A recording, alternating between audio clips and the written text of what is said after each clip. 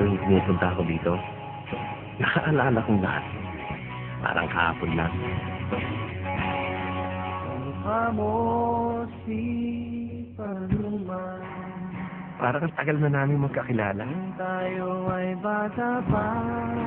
Yung mga gusto ko, gusto rin niya. Tapos biglang,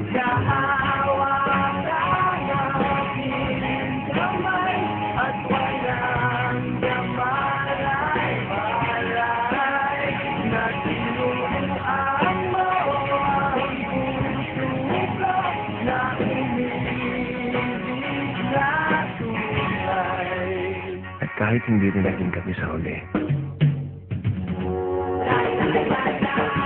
siya pa rin ang first love ko.